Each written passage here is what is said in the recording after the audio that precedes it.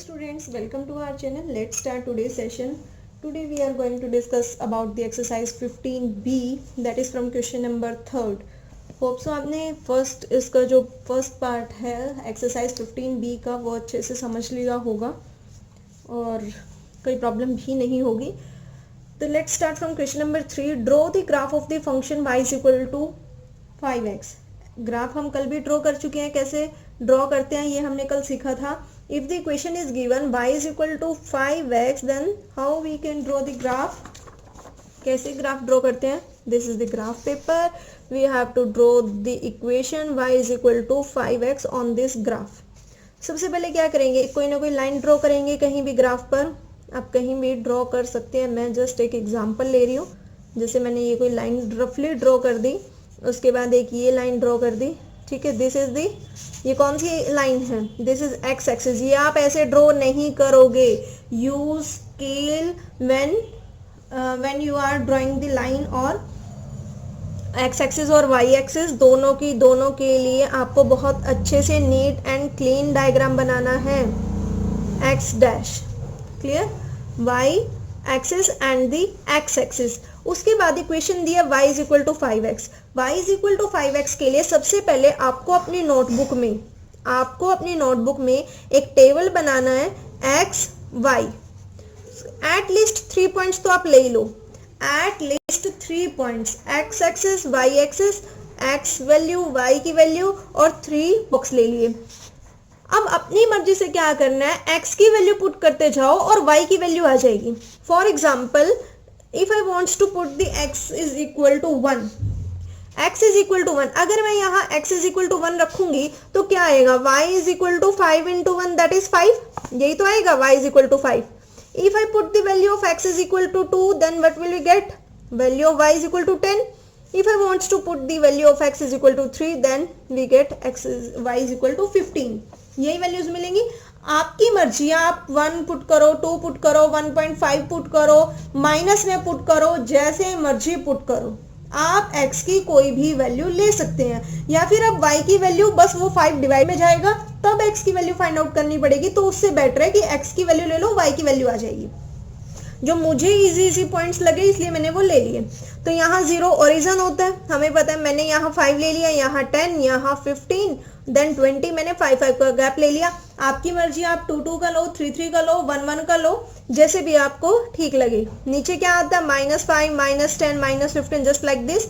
Here is 5, 10, 15 positive, और यहाँ 0 से लेफ्ट साइड पे एक्स एक्सिस पर नेगेटिव साइन. यही आते हैं. लास्ट की वीडियो में हमने सीखा था. Now when x is equal to 1, value y is equal to 5. When x is equal to 1, देखो x की वैल्यू 0 से 5 तक लाई कर रही है, यानी कि इसके बीच में 10 लाइंस है, तो 2 लाइंस का हमारी एक यूनिट बन रही है ना. तो x की वैल्यू अगर 1, यहाँ 1 होगी, तो y की वैल्यू कितनी, 5, यानी यहाँ दिस वन. ये पॉइंट होगा. ये पॉइंट क्या होगा, x की वैल्यू 1 और y की value 5. When x is equal to 2, value of y is 10. When x is equal to 2, y की वैल्यू 10, यहाँ this one. When x is equal to 3, y is equal to 15. When x is equal to 3 just like here. Yes, यहाँ इनके ऊपर points लिख देने हैं. 3,15, 2,10, और एक लाइन ऐसे ड्रॉ होगी, वो भी आपको स्केल से मेजर करनी है. लाइन तो आप जितनी मर्जी बड़ी बना सकते हो, लेकिन ऐसे मतलब कंजूसी मत करना. तो एक ग्राफ पेपर अच्छा सा लेके और अलग अलग डिनोट करके तो उसे अच्छे से ड्रॉ कर लेना. ठीक है, तो बस आपको ये करना था, इसको ग्राफ पेपर पे रिप्रेजेंट करना था. मैंने रफली आपको रिप्रेजेंट करके दिखा दिया कि कैसे रिप्रेजेंट करना है. Next is B part. Read from the graph the value of y when x is equal to 5.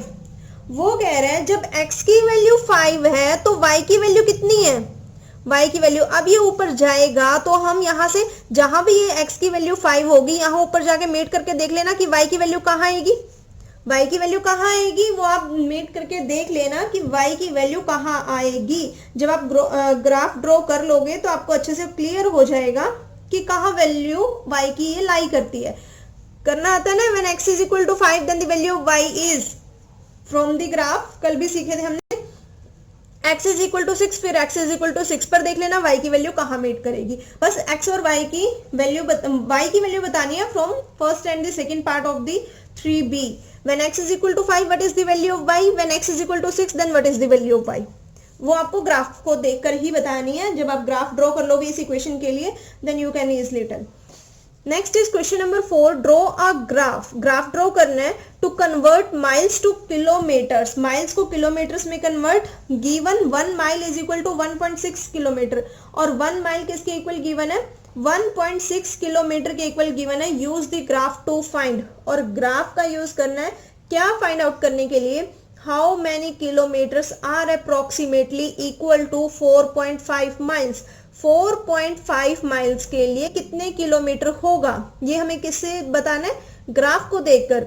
How many, next is how many miles are approximately equal to 8 kilometre, और 8 kilometre के लिए कितनी miles होगी. पहले वाले में हमें miles given है, किलोमीटर पूछा हुआ है, दूसरे वाले में हमें किलोमीटर गिवन है और माइल्स पूछा हुआ है. लेकिन यूज किसका करना है, ग्राफ का यूज करना है. और क्या गिवन है, 1 mile is equal to 1.6 kilometre, यानी कि माइल की बात हो रही है और किसकी बात हो रही है, किलोमीटर की बात हो रही है ना, किलोमीटर की बात हो रही है और माइल्स की बात हो रही है. देखो 1 माइल, ये जो मैं अभी लिख रही हूँ ये आपको नोटबुक में लिखना है, ग्राफ पेपर पर नहीं लिखना है. ग्राफ पेपर पर आपको सिर्फ ग्राफ बनाने हैं. 1 mile is equal to 1.6 kilometre. तो ऐसे हम एक बॉक्स बनाएंगे, ऐसी बॉक्स बनाएंगे. जैसे यहाँ x और y लिखा था, यहाँ क्या लिखेंगे, एक में लिख देंगे माइल्स और एक में क्या लिख देंगे, किलोमीटर. एक में माइल्स लिख देंगे, एक में किलोमीटर लिख देंगे. उसके बाद 2-3 वैल्यूज निकाल लो, आपकी मर्जी, एटलीस्ट 3 निकाल लो, मर्जी या 4 निकाल लो, 5 निकाल लो, अगर आपके पास जितना according to your exam time आपके पास टाइम हो क्वेश्चन करने के लिए उतनी वैल्यू निकाल लो. बट 3 से क्या होता है, हमें श्योरिटी होती है कि ये लाइन यहीं से जाएगी. 1 2 3 4 जितनी मर्जी निकालो. अगर 1 है, 1 माइल है तो इसकी वैल्यू कितनी गिवन है, 1.6 किलोमीटर गिवन है. ये तो 1 के लिए तो गिवन है. अगर 2 माइल होगा तो 1.6 को we have to multiply by 2 ना. Value of 1 mile is equal to 1.6 kilometre. Then value of 2 mile is double of it this 1.6 into 2 को if I multiply 1.6 into 2 then I'll get the answer 3.2 kilometre. yes or no? अरे भाई 16 को पहले 2 से multiply कर लो, point भूल जाओ. 1.6 को 2 से मल्टीप्लाई करना है तो पॉइंट भूल जाओ. 16 को 2 से मल्टीप्लाई करते हैं 32. अब पॉइंट के बाद सिर्फ एक डिजिट है, तो जो हमारे पास आंसर आता है लास्ट से काउंट करना स्टार्ट करो. Then put the decimal before the 1 digit. 3.2.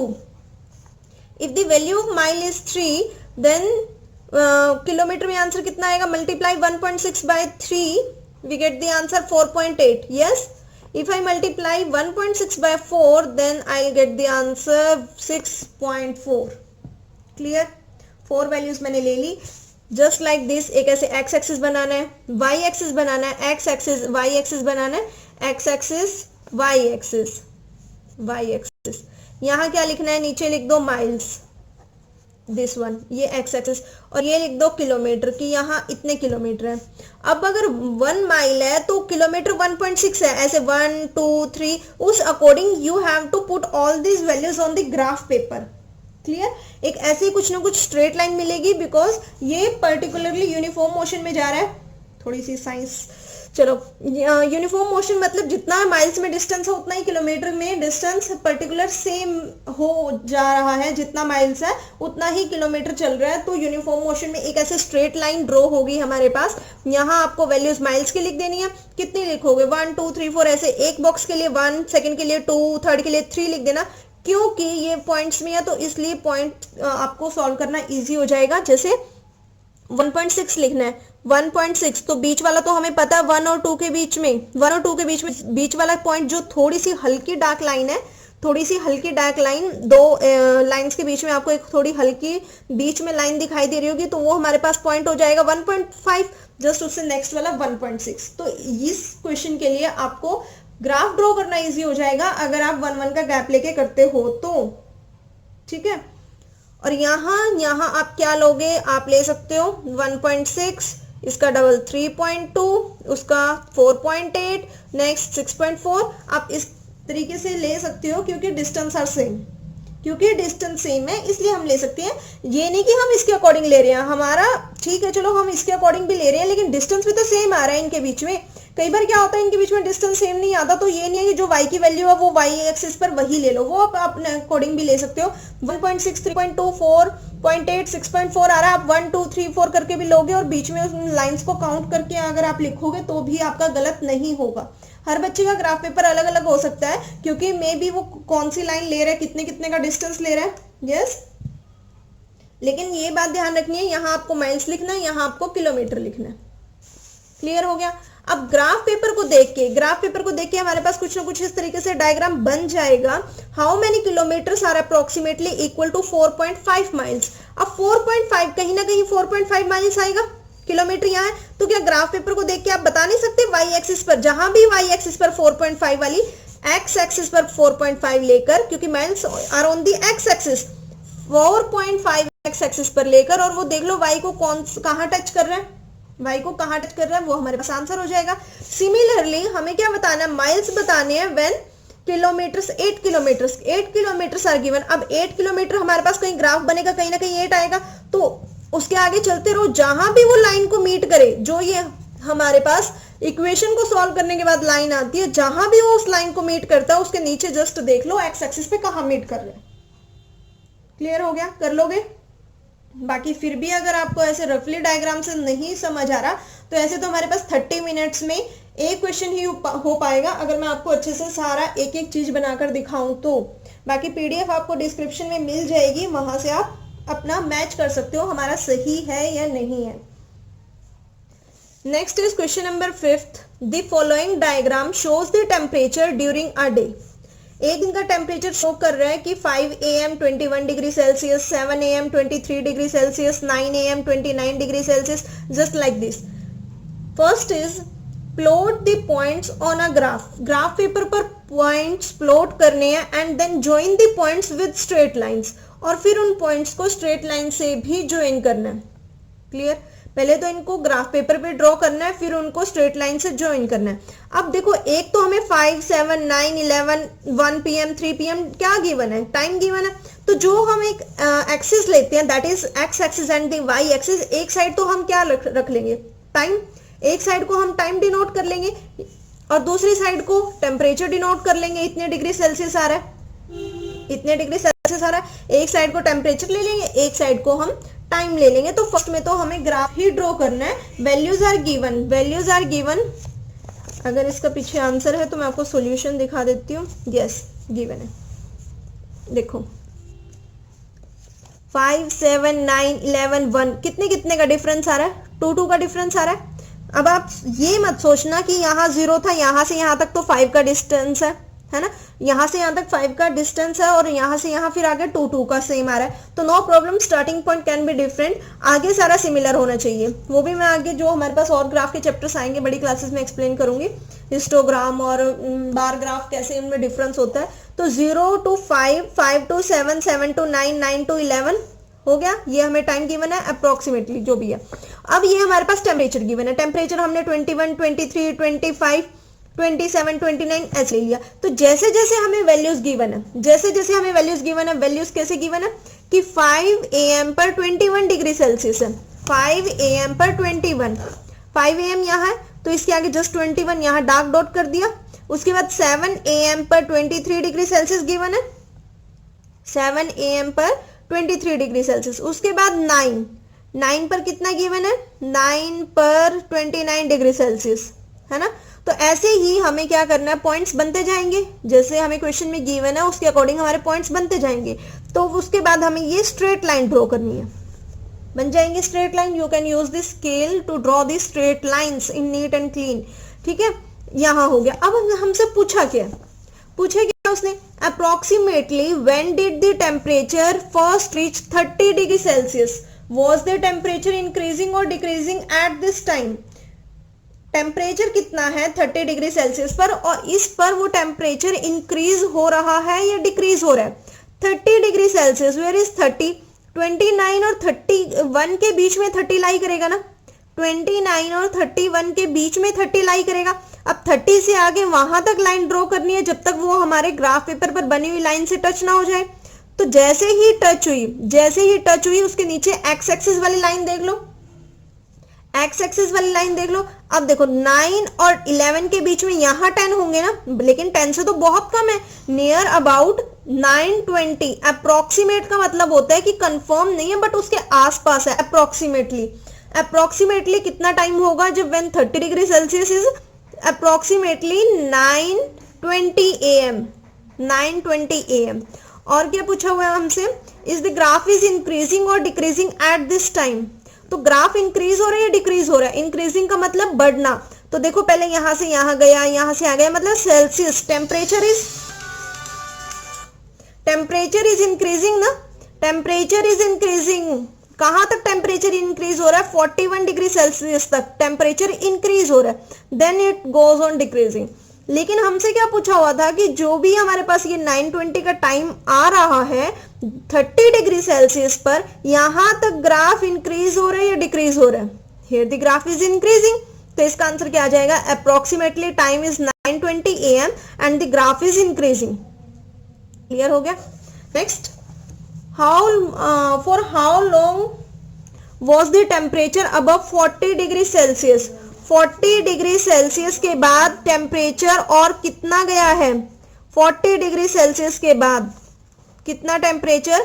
40, where is 40 degree Celsius? Here 2 hours. 40 degree Celsius के बाद देखो ग्राफ रीड करना आ गया होगा अब आपको, 2 hours. Next is by how much did the temperature fall between 4 PM to 6 PM? 4 PM to 6 PM के बीच में टेम्परेचर कितना कम हो गया? 4 PM to 6 PM, 4 PM 3 और 5 के बीच में यहाँ 4 PM आएगा, और 6 PM 5 और 7 के बीच में यहाँ 6 PM आएगा। तो 4 PM to 6 PM के बीच में टेम्परेचर कितना डिक्रीज हो गया? टेम्परेचर यहाँ था और 6 PM पर टेम्परेचर यहाँ था, तो कितना टेम्परेचर डिक्रीज हो गया? डिक्रीज कितना हुआ? 4 PM पर टेम्परेचर देख लो, वाई एक्सिस पर चले जाओ, वाई एक्सिस पर that is 38 degree Celsius, 38 degree Celsius at 4 PM। और 6 PM पर कितना? यहां जाएंगे तो 38 और यहां गए तो 34.5, जस्ट अप्रोक्सीमेटली इतना ही होगा।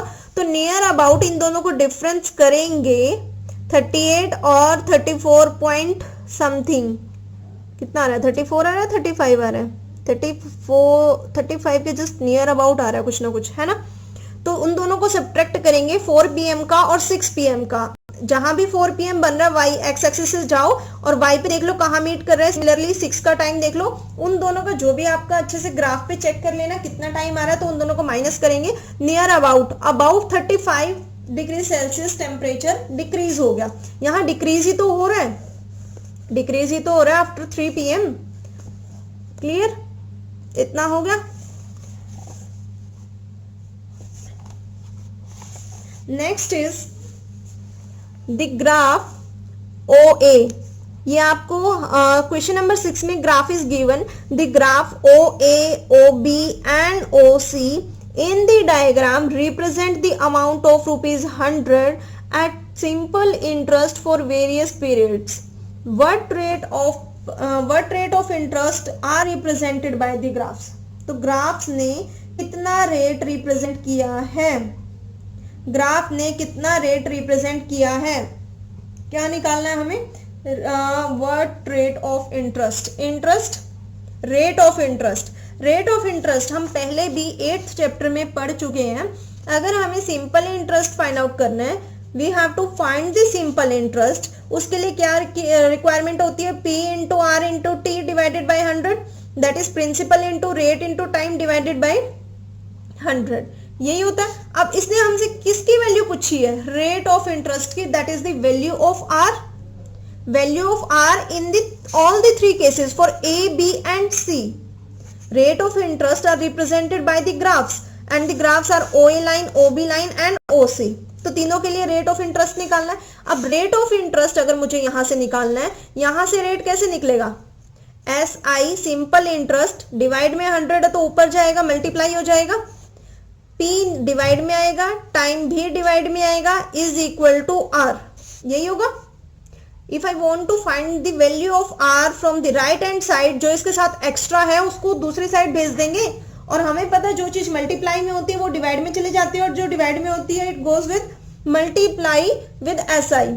यस, तो फर्स्ट केस के लिए if I want to find the simple interest for first case, that is for O A के लिए कितना गिवन है, अमाउंट फॉर ₹100, अमाउंट तो 100 है, ठीक है, और ए के लिए कहाँ मीट कर रहा है, 110 पर, 110 पर मीट कर रहा है ना, एंड टाइम इज टाइम, ए नीचे देखो टाइम इन ईयर्स लिखा हुआ है, टाइम इन ईयर्स, तो ए के लिए टाइम तो है 1 ईयर, ए के लिए टाइम कितना 1 ईयर, क्या लिखेंगे फॉर ए के लिए time is equal to 1 year, 1 year. Simple interest कैसे निकलता है मुझे ये बताओ, सिंपल इंटरेस्ट कैसे निकलता है, अच्छा अमाउंट कैसे निकलता है, टेस्ट हो रहा है आपका surprise test of chapter number 8D basically, है ना, कैसे निकलता है अमाउंट,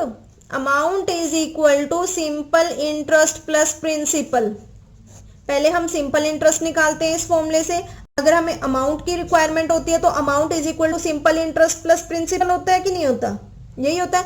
अगर मुझे यहां से सिंपल इंटरेस्ट फाइंड आउट करना है तो प्रिंसिपल को उस साइड लेकर जाएंगे, यानी कि अमाउंट माइनस प्रिंसिपल हो जाएगा, अमाउंट माइनस प्रिंसिपल होगा, simple interest is equal to amount minus principal. Amount is given, amount देखो लिखा हुआ है राइट लेफ्ट साइड पर, अमाउंट कितना गिवन है, ए के लिए 110, ए के लिए अमाउंट वाई एक्सिस पर ये मीट कर रहा है 110 पर ए, तो अमाउंट क्या हो जाएगा 110 माइनस प्रिंसिपल क्या हो जाएगा, प्रिंसिपल 100 इज गिवन लिखा हुआ है फॉर 100 रुपीज, तो कितना आ गया हमारे पास simple interest ₹10। Simple interest find out किया with the help of the graph, clear.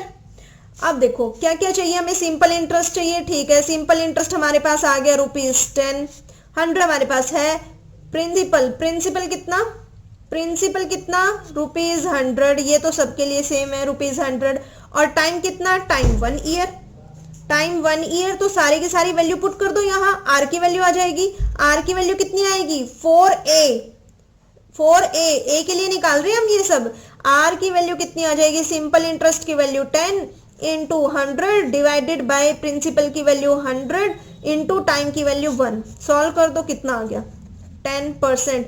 Rate हमेशा किस में आता है, परसेंटेज में। भाई जिसने 8D एक्सरसाइज नहीं की वो कर लेना अच्छे से, और उसी मैंने सब कुछ एक्सप्लेन किए हुए फॉर्मूले, तो उसी में से निकल के आए हैं ये, और जिसने नहीं की तब भी मैंने सारे के सारे फॉर्मुलेस लिख दिए, क्या सिंपल इंटरेस्ट का होता है, रेट कैसे निकलेगा, अमाउंट का फॉर्मूला, तो ये चीज आपको ध्यान रखनी है। तो रेट कितना आ गया 10%, ये किसके लिए था, ए के लिए, फॉर बी के लिए सिंपल इंटरेस्ट क्या हो जाएगा, वही अमाउंट माइनस प्रिंसिपल, यही वाला फॉर्मूला। अब बी के लिए अमाउंट, बी कहाँ मीट कर रहा है, यहाँ है बी के लिए अमाउंट कितना हो जाएगा, बी भी यही मीट कर रहा है 110 होगा, और इसके लिए टाइम कितना, नीचे आओ 3, और प्रिंसिपल तो सबके लिए सेम है, दैट इज 100, यानी कि इसका सिंपल इंटरेस्ट भी कितना आएगा 110 माइनस 100 इज इक्वल टू ₹10, और टाइम कितना 3 ईयर्स, बी के बिल्कुल नीचे जाओ, on the x axis time is equal to 3 years, और प्रिंसिपल कितना, प्रिंसिपल तो सबके लिए सेम है, दैट इज 100। आर कैसे आएगा, R is equal to simple interest into 100 divided by 100 into 3, 100 से 100 cancel out, that is 10/3। कितनी आई R की वैल्यू, R की value I 10/3। If I want to write it in the mixed form then 3:1/3 ऐसे लिखेंगे, ऐसे तो लिखेंगे, अरे भाई 10 को अंदर ले जाओ 3 से डिवाइड कर दो, यही लिखेंगे, बहुत बार बता चुकी हूँ। सिमिलरली हम सी के लिए निकाल लेंगे, 4C सिंपल इंटरेस्ट हमारे पास वही हो जाएगा क्योंकि सी भी यही लाई कर रहा है, अमाउंट माइनस प्रिंसिपल, अमाउंट की वैल्यू 110, प्रिंसिपल की वैल्यू सबके लिए 100 ₹10 आ गया सिंपल इंटरेस्ट। और टाइम कितना आ रहा है, टाइम देख लो, सी नीचे एक्स एक्सिस पर 4 पर लाई कर रहा है, 4 ईयर्स। और क्या चाहिए, सिंपल इंटरेस्ट, प्रिंसिपल सबके लिए सेम है, दैट इज 100। आर कितना हो जाएगा, सिंपल इंटरेस्ट फॉर्मूले में पुट करेंगे, सबसे पहले simple interest 10 into 100 divided bye 100 into 4 कितना आ गया 10/4 इट मीन्स 5/2। यही आया, यही आया। अब ये कौन सी फॉर्म है, इम्प्रॉपर। इसको मिक्स फॉर्म में चेंज करेंगे, कैसे लिखेंगे 2:1/2%। तीनों केसेस के लिए हमारे पास क्या आ गई, आर की वैल्यू आ गई, that is the rate of interest. Clear हो गया। बाकी अगर एक समझ आ गया, ए के लिए कैसे फाइंड आउट करनी है, बाकी के लिए भी समझ आ जाएगा। सिर्फ आपको इसके लिए सिंपल इंटरेस्ट का फॉर्मूला पता होना चाहिए। अगर रेट निकालना, बाकी सारी चीज को उधर ले जाएंगे। Amount is equal to simple interest plus principal होता है। सिंपल इंटरेस्ट वैल्यू निकालनी है तो प्रिंसिपल को अमाउंट के साथ लेकर जाएंगे तो वो माइनस का हो जाएगा। जस्ट ऐसी सबके लिए सिंपल इंटरेस्ट निकालना है, क्योंकि सिंपल इंटरेस्ट हमें डायरेक्ट गिवन नहीं है, हमें प्रिंसिपल गिवन है कि सारी की सारी वैल्यूज के लिए जो प्रिंसिपल है वो 100 हो जाएगा। और अमाउंट देखो, अमाउंट 400, हम प्रिंसिपल की वैल्यू को भी अमाउंट बोल देते हैं, अमाउंट बोल देते हैं, लेकिन ये अमाउंट है नहीं, ये सिर्फ कंफ्यूज करने के लिए बोल रहा है। क्योंकि ग्राफ पेपर में उसने जो ये ग्राफ बनाया हुआ है साफ साफ बताया हुआ है कि अमाउंट फॉर ₹100 इन रुपीज, ये अमाउंट की वैल्यू वेरी कर रही है। वेरी कर रही है मतलब डिफरेंट के लिए डिफरेंट आ रही है ना। बाय चांस हो तो ए बी और सी यही 110 पर लाई कर रहे हैं, इसलिए सबका simple interest is same, that is ₹10। और इन सब का यूज करके एक्स एक्सिस पर सिर्फ डिफरेंस क्या है, इसमें टाइमिंग की डिफरेंस आ रही है, और उसी की वजह से हमारा रेट ऑफ इंटरेस्ट चेंज हो रहा है हर बार ए बी सी तीनों के लिए।